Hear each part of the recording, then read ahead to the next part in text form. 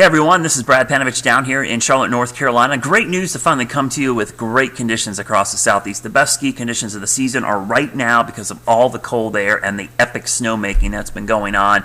Boy, I'm really impressed with all the resorts being able to lay down anywhere from a 20 to 60 inch base.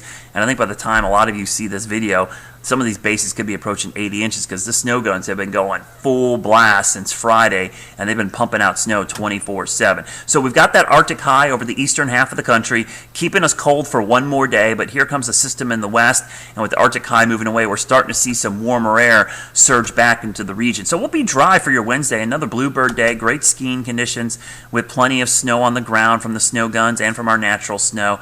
Man, I can't believe snowshoe, almost 7 inches of snow. That's great. 3 up at Wisp and 2 down at Beach and Sugar.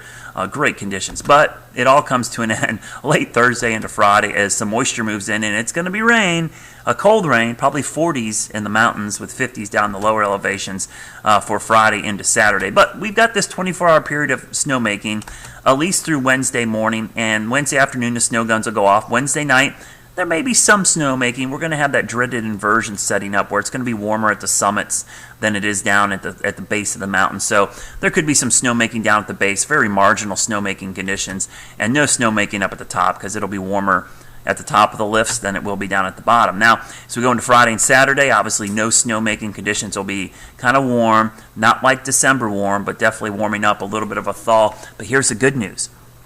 Another big surge of Arctic air. Can you see this chunk of Arctic air? This is all temperatures below zero, not below freezing, below zero, that try to move in after the weekend. That cold front arrives Monday into Tuesday with more Arctic air spilling in across the southeast. And this time it looks like it's got some staying power because this little spoke of energy, this is actually a little piece of the polar vortex over Hudson Bay, is going to pinwheel down surge after surge of Arctic air next week. So we'll see several of these surges. They might be like little clipper type systems, which might give us some northwest flow. But I'm looking, is there any kind of storm system that could sync up with that cold air? And right now, the West Coast is getting hammered with these strong jet stream storms moving in from the Pacific, but they're not translating across the country until possibly late next week. Watch this unfold. This is Sunday, but then next week the Arctic air moves in, and we get something that looks very close to maybe some phasing of the jets on the East Coast.